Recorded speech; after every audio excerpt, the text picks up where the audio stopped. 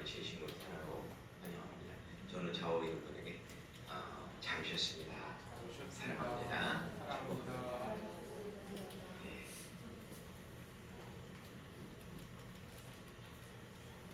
여러분 지금 대한민국은 포퓰리즘, 즉 공짜 근성이 만연하고 있습니다. 저는 대한민국 사람들이 이렇게 공짜를 좋아했나 이런 생각이 들 정도로 남녀노소 모두가 공짜만 그러죠. 그리고 정부의 어떤 이 정치인들도 그저 공짜가 최고입니다라고 선전선동하기 급급한 걸 볼 수 있습니다.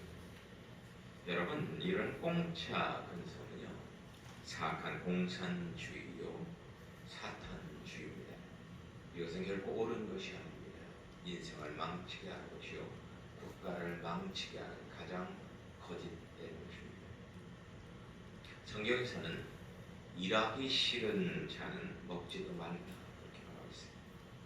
일하기 싫은 자는 먹지도 말라.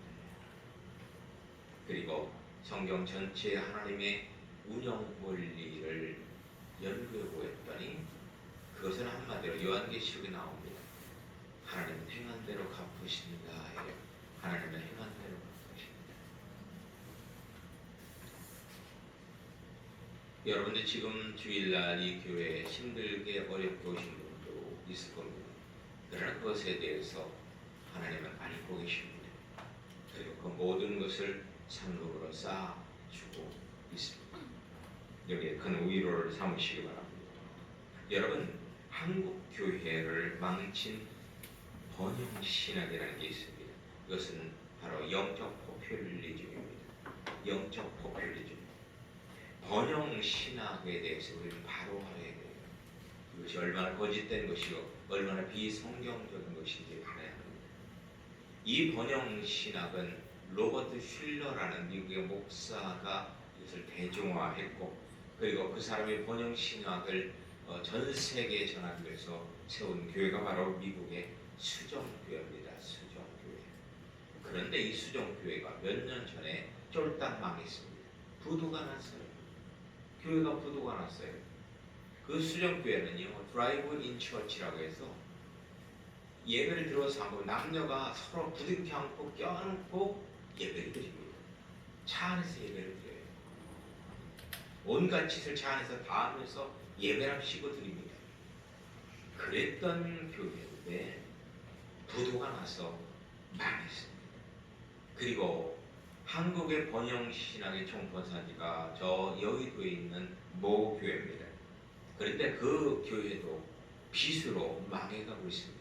천문학적인 빚을 갖고 있어서요. 그 교회에서 갖고 있는 재산들을 지금 거의 다 처분을 하고 있다고요. 그리고 교인들은 거의 다 한 지금 10분의 9가 떠나갔어요. 10분의 1만 남았어요. 자, 이런 것을 보면서도 우리는 깨닫지 못합니다. 얼마나 이 공짜근성 번영신학이 영적 공산주의가 번영신학이 돼요. 이것이 잘못된 거고 이것이 얼마나 그릇된 건지를 아직까지 깨닫지 못하고 있습니다. 지금 한국은 공짜 인생, 공짜 구원, 공짜 천국 사상이 충만합니다. 이것 때문에 노는 청년들이 너무나 많아요. 직장을 구하려고 하지 않고 직장 갔다가 단 2, 3개월을 안 버텨요. 안 버티고 그냥 나와버립니다. 그리고 대부분의 사람들이 직장을 오래 다니려고 하지 않습니다. 적당히 다니다 그만두고 실업급여를 타기에 급급합니다.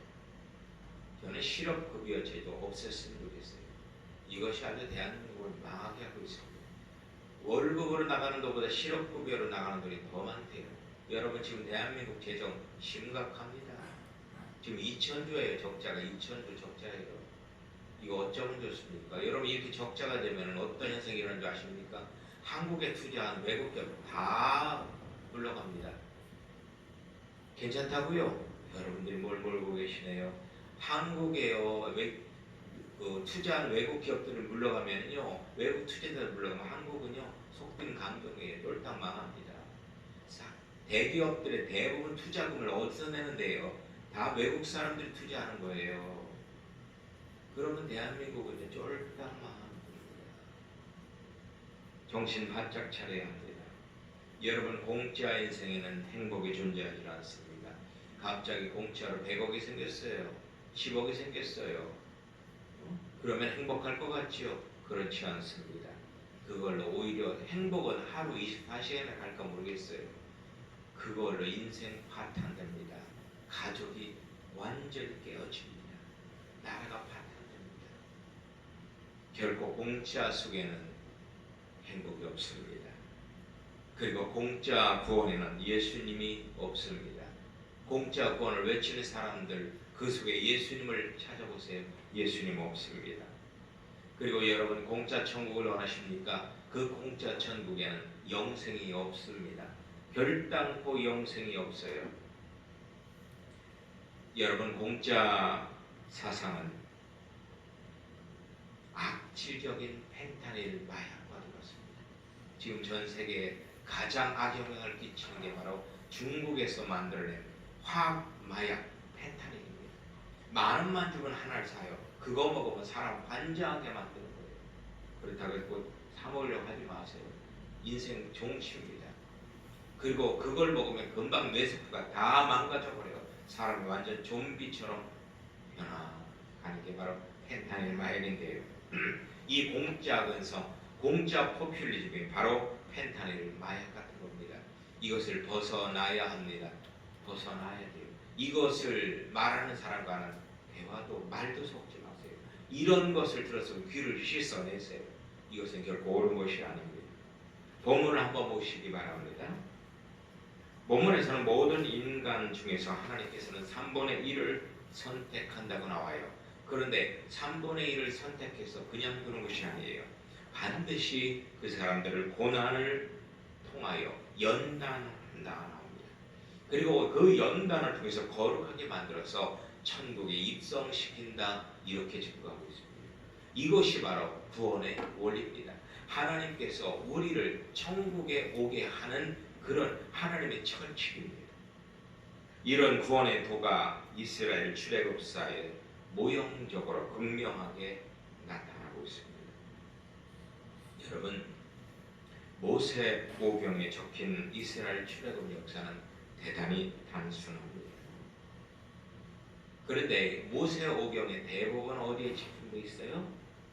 광야에 집중되어 있어요. 광야. 애굽을 탈출해서 광야에서 40년간 훈련받아 거룩하게 돼서 가나안 땅에 입성한다. 이것이 바로 모세오경의 핵심입니다. 성경 전체에는 오직 광야를 통한 구원의 원리만을 증거합니다. 광야가 없는 성경 없습니다. 광야를 모르고서는, 광야의 원리를 모르고서는 성경을 모르는 겁니다. 그런데 왜 성경을 가지고 광야가 아닌 애굽을 전할까요? 왜 성경을 가지고 광야를 뺀 가나안 땅을 전할까요? 이러한 모든 것들이 거짓된 겁니다. 거짓된 거예요. 여러분, 광야에는 무엇이 있어요? 자유가 있습니다. 광야에는 무엇이 있어요? 하나님이 주시는 풍요와 행복과 기쁨이 있습니다. 어디예요? 광야예요. 신명기 8장 4절에 이런 말씀이 나옵니다. 이 40년 동안에 내 의복이 헤어지지 아니하였고 내 발이 부르트지 아니하였다. 이렇게 나옵니다. 여러분, 40년 동안 옷 입어봤어요? 40년간 여러분들 옷 한겨울 그거 입어보셨어요?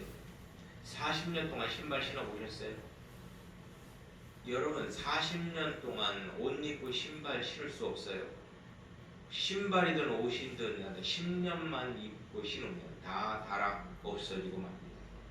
그런데 놀랍게도 그 광야에서 이스라엘 백성들이 40년간 옷을 입었는데 옷이 헤어지지 않았다고 나와요. 그리고 신발이 닳지 않았다고 나와요. 여러분 이러한 이것은요 최고의 풍요입니다. 기적입니다. 어떤 인류사에 있어서 어떤 민족이 이렇게 풍요를 누린 적이 없습니다. 이스라엘 백성들이 정상적으로 한다면 광야에서 거지가 돼요. 그렇지? 산거지가 돼요. 다 굶어 죽어야 합니다. 그러나 이스라엘 백성들은 이스라엘 역사에서 가장 풍요롭고 행복한 시기를 어디에서 보냈어요? 광야에서 보냈어요. 그래서 이스라엘 백성들은 지금도 초막절이라는 절기를 1년에 한 차례 지키면서 모든 가족이 광야에서 이 초막으로 풀이나 아니면 나무로 집을 짓고 한 달 동안을 생활하면서 광야가 우리에게 주는 축복이 하나님 광야를 통해서 우리에게 얼마나 많은 축복을 줬는지를 그들은 자녀들에게 가르치고 그것을 되새기곤 합니다. 여호와 이랬죠. 하나님은 모든 걸 준비해 놓으셨습니다. 하나님이 준비해 놓으셨다면 광야는 광야가 아닙니다. 광야는 천국입니다. 그러나 하나님께서 준비해 놓지 않았다면 가나안 땅이 아니에요. 가나안 땅은 지옥입니다. 하나님이 준비해 놓으신 그곳이 바로 그것이 우리가 살 곳이고 그곳에 참된 평화와 참된 행복이 존재하는 것. 아멘. 여러분, 우리는 그리스도입니다. 우리는 예수를 믿는 사람들입니다. 예수에 미친 사람들입니다. 어저께는 제 사촌 여동생이 권사인데요. 얘가 신천지에 빠졌고 20년째 신천지 신천지 골수군대로 활동하고 있습니다. 근데 어저께 전화가 왔어요. 전화가 와서 뭐라고 하냐면 한번 좋은 말씀회가 지금 있는데 한번 들어보라고. 그리고 얼마나 말씀이 좋으면 95세들 우리의 총회장님이 그 말씀이 얼마나 우리에게 귀하면 직접 전하니까 꼭 들어보라 이러더라고요. 너무나 화가 났습니다. 야, 내게서 얼마나 똥냄새가 나면 이런 똥파리가 나에게 다가오나. 호락 화를 내서 다시는 이런 일 하지 말라. 나는 예수님한테 미친 자다. 너는 이만희 그 사탄에게 미쳤으니 너는 네 길 가라. 나는 내 길 간다. 다시 한번 전하지 마라. 끊어버렸어. 아주 어렸을 때부터 신앙생활 잘하고 저를 항상 따르던 여동생이었는데, 야 정말 그 95세 된 그 어떤 탐욕적이고 음란하고 고집세고 포악하고 치매기 있어서 이랬다 저랬다고 그 노인네를 신으로 삼고 영생불사한다고 믿고 따르는 그 인간들 얼마나 불쌍하죠. 여러분, 우리 정신 차려야 돼요. 우리는 참 어리석어요. 우리는 스스로 똑똑하다 생각하지 마세요. 공산주의에 빠지고 이단에 빠지고 그 어떤 그런 이런 사람들 보면은요 스스로 다 똑똑하다고 하는 사람들이에요. 그러나 그것이 얼마나 어리석은지를 알아야 합니다. 우리는 항상 하나님 앞에 하나님 저는 아무것도 아닙니다. 저를 인도해 주옵소서. 주님의 영으로 저를 진리의 길로 인도해 주옵소서 라고 항상 기도해요. 아멘. 광야는 나를 비우는 곳입니다. 광야는 하나님으로 채워지는 곳입니다. 나 중심적인 정욕적인 의지가 하나님 중심적인 연단된 자유의지로 변화되는 곳이 바로 광야입니다. 여러분, 지금 나의 의지를 가지고 천국 갈 수 없어요. 나의 의지는 타락했습니다. 나의 의지는 완전히 연약합니다. 아무것도 할 수 없어요. 여러분의 의지로 모든 걸 할 수 있다고요? 그렇지 않습니다. 한번 풍에 맞아갖고 쓰러져 본 사람이라 말게 돼요. 내 마음대로 손끝 하나 발끝 하나 움직이지를 못합니다. 여러분, 아무리 맛있는 걸 먹어봤자 내 위가 소화를 못 시키면요 먹는 것 자체가 고통이에요. 먹고 나면 얼마나 괴로운지 몰라요. 너무나 고통스러워요. 이 모든 것이 나의 요정육부 모든 것이 내 뜻대로 되는 게 아닙니다. 하나님의 은혜로 되는 겁니다. 하나님의 긍휼과 사랑으로 이루어지는 겁니다. 우리는 그래서 늘 하나님 앞에 겸손해야 되고 늘 매일마다 매 순간마다 하나님의 은혜와 자비를 구하는 삶을 살아야 되는 것이죠. 여러분 성경은 쾌락과 먹거리가 풍족한 애굽을 장차 무너질 장망성이라 증거합니다. 곧 불타 없어질 소돔성 고모라성이라 증거합니다. 성경에서 이것을 큰 성 바벨론이라 합니다. 18장에 보면 큰 성 바벨론이 불타 없어진다라고 분명히 증거하고 있습니다. 여러분 광야가 무엇일까요? 성경은 아주 단순하게 광야에 대해서 정의합니다. 사도행전 7장 38절에 보면은 광야를 교회다 합니다. 광야 교회라고 합니다. 따라서 해보세요. 광야 교회. 광야는 교회입니다. 교회는 뭡니까? 그리스도의 몸이고 가장 거룩한 곳이고 생명이 있는 곳, 행복이 있는 곳이 교회입니다. 그런데 이 광야가 교회란 말이에요. 여러분 우리는 광야를 바로 알아야 합니다. 광야를 존중해야 되고 광야에 대한 하나님의 놀라우신 뜻을 우리는 깨달아야 합니다. 광야는 힘들고 어려워. 우리 육이 싫어하는 것이 광야입니다. 그러나 우리 영이 가장 좋아하는 것이 광야입니다. 여러분 우리 몸은요 쓴 것을 싫어해요. 하지만 그 쓴 것이 들어가야지 우리 몸이 건강해집니다. 아멘. 아멘. 구원받는 모든 이들이 곧바로 광야로 들어갑니다. 그리고 광야의 삶을 살게 되는 거예요. 여러분 예수 믿고 구원받은 사람들의 삶이 힘들고 어려워집니다. 특히는 물질적으로. 그리고 건강이 안 좋아집니다. 그리고 가정이 여러 가지로 힘들어지고 자녀가 힘들게 합니다. 이 모든 것이 뭐냐면 지금 내가 광야에 있다는 분명한 증거입니다. 이것을 통해서 우리는 하나님께 감사해야 합니다. 내 은혜가 내게 족하도다라는 하나님의 음성을 들을 줄 알아야 합니다. 여러분 버림받은 사람은요 예수 믿고 좋은 일만 일어납니다. 이건 애굽을 탈출하지 않고 아직까지 애굽에 있다는 겁니다. 그러나 나의 환경이 삶의 모든 것들이 힘들고 어렵다 하면 지금 나는 광야에 있다는 분명한 증거입니다. 이걸 통해서 여러분 큰 위로를 삼으시기 바랍니다. 아멘. 여러분 성경은요 광야 생활 매뉴얼이에요. 광야 생활 매뉴얼. 천국은요 성경은 천국 매뉴얼이 아닙니다. 성경은요 애굽 매뉴얼이 아니에요. 광야 생활 매뉴얼이에요. 여러분 광야에서 승리하기 위해서 광야에서 좀 더 영적인 로맨틱한 삶을 살기 위해서 성경을 보신다면 성경이 엄청난 유익이 될 겁니다. 그러나 성경을 통해서 부자가 되려고 성경을 통해서 뭔가 좀 성공해 보려고 이렇게 성경을 보면 성경은 여러분에게 아무런 유익이 되지 않습니다. 그저 딱딱한 책이요. 그저 맛없는 박한 식물밖에 되지 않는다는 겁니다. 광야는요 절대적입니다. 그런데 한국 교회에 이 광야가 빠졌습니다. 한국 교회 신학에도 한국 교회 설교에도 광야가 나오지는 않습니다. 광야를 넣었다가는 교인들 떠나간다고 아예 선배들이 저도 목회 선배들이 광야 얘기하지 말라고 해요. 저는 제가 전하는 것이 광야 신학을 주로 전합니다. 성경적 세계관 그리고 광야의 교인 요한계시록을 분명하게 전합니다. 그런데 어떤 목회 대선배가 그래요. 박 목사, 내가 박 목사를 사랑해서 하는 말인데 요한계시록 전하지 마. 왜요? 그거 전하면 망해.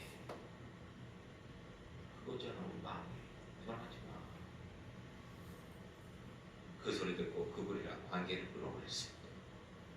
그분하고 다른 전화번호 지워버리고 만나지도 않고 그건 주님의 음성이 아니에요. 사탄의 음성이었어요.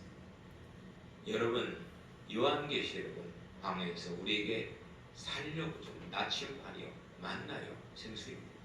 요한계시록 역시는 광야 시대에서 절대로 승리할 수 없습니다. 요한계시록을 거꾸로 잘못 신천지처럼 악용하는 게 문제지 요한계시록을 바로 전하는 것은 이것은 마땅한 겁니다. 여러분 정욕적인 즐거움의 애국과 신비적인 평안의 가나안 땅 이것을 우리는 좋지만 이것을 한국교회가 추구하지만 이것은 결코 올바른 것이 아닙니다. 한국교회는 광야 신앙을 찾아야 합니다. 한국교회는 광야의 실존을 느껴야 합니다. 그리고 광야에서 어떻게 승리할 건가를 우리 한국교회는 연구하고 증거해야 하는 것입니다. 광야관이 있어야 삶이 거룩해집니다. 그런데 이런 광야관이 우리에게는 없어요. 그러다 보니까 우리의 삶이 위선적으로 변해갑니다. 정말 우리의 기독교인들의 삶이 없어요. 주일날 교회에 왔다 간 것 빼고는 아무것도 없습니다. 그것도 주일날 교회 오는 것도 힘들어요. 여러분들 주일날 교회 오면은요, 장로님이 주일날 교회 오면 기적이에요. 권사님이 주일날 교회 오면 기적이에요. 목사님이요 목회를 계속하면 기적이에요. 그거. 요새 장로가 교회 오기 힘들어요. 권사가 교회 오기 힘들어요. 목사가 목회를 하기 힘들어요. 이런 시대에 우리는 살고 있습니다. 광야관을 가질 때 일상의 모든 고난을 긍정하게 됩니다. 그리고 하나님의 임재를 느끼면서 인내할 수 있게 되는 것이 바로 광야관입니다. 생물은 광합성을 하여 열매를 만듭니다. 그리고 광야에서 우리 영혼은 영적 광합성을 하여서 우리 영혼이 익어지는 것입니다. 광야엔 불기름과 같은 하나님의 빛이 있습니다. 만나와 같은 영양분이 있습니다. 그리고 반석의 생수와 같은 그러한 물이 있습니다. 즉 우리 영혼이 익어지는 데 있어서 최적지가 어디라는 말이에요? 광야라는 말이에요. 여러분 식물을 있잖아요. 캄캄한 지하 암실에다가 거기다 이건 정말 귀한 씨앗이라고 심고 한번 자라나기를 바라보세요. 식물은 열만 가서 죽어버리고 합니다.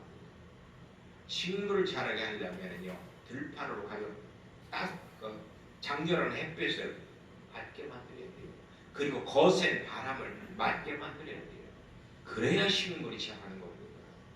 우리의 영혼도 마찬가지입니다. 이 한국교회는 우리 영혼은 온실 속에만 가둬놔요. 온실 속에만 가둬놔요. 그러니까 우리 한국교회 영혼들 보면 막 해갖고 그냥 어떤 정말 쓰러질 것 같아요. 사탄이 그냥 훅 불어도 다 넘어질 것 같아요. 참으로 안타깝습니다. 육적 이스라엘 백성들의 구원의 장은 사우디아라비아에 존재하는 광야였습니다. 영적 이스라엘 백성은 우리 그리스도인들의 구원의 장이 광야는 바로 요한계시록에서 증거하는 7년 동안의 대환란, 이것이 바로 우리 영적 이스라엘 백성인 우리들의 광야인 것입니다. 그 광야를 왜 부정하십니까? 여러분 설교자들의 10명 중 9명이 대환란을 부정합니다. 부정해요. 없다고 그래요. 대환란이 있다고 하면 믿음 없다고 그래요. 어떻게 예수 믿는 사람이 대환란에 고난을 들어가려고 하느냐? 여러분 이것은 아주 잘못된 사탄의 거짓말입니다. 구원의 도를 알지 못해서 나오는 소리예요. 우리 구원은요 광야를 통해서 완성되어져요. 반드시 광야를 통과해야 합니다. 하나님은 그렇게 만드셨습니다. 아브라함, 이삭, 야곱, 심지어 구원자이신 예수님까지도 광야를 통과하셨습니다. 예수님이 만약에 광야가 필요 없다면 예수님은요 왕족으로 태어나셔서 아주 그냥 호화로운 환경 속에서 살다가 그냥 평생 장수하다가 그냥 잠자듯이 돌아가셨어요. 그러나 예수님은 그렇게 살지 않았습니다. 예수님의 일생 자체가 고난이었어요. 힘들고 어려운 삶이었어요. 그리고 예수님은 33살에 십자가에서 죽으셨습니다. 그것이 바로 진리입니다. 우리는 그런 예수님을 바라보고 그 예수님을 통해서 광야의 도를 알아야 합니다. 이스라엘 백성들이 광야에서 거룩해져서 가나안 땅에 들어가듯이 우리 그리스도인들이 대환란에서 어린 양의 피로 옷이 깨끗하여 지면 전년 메시아 왕국에 들어가는 겁니다.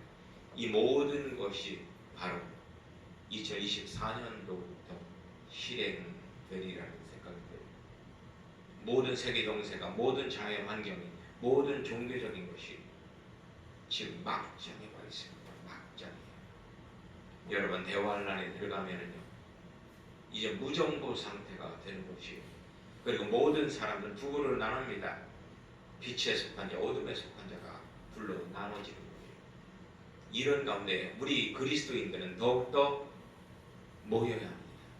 모여서 예수 복음 광야에 이토록 우리는 무장해야 되고 성령 충만한 가운데 서로 위로하며 기도해야 합니다. 할렐루야. 아멘. 아멘.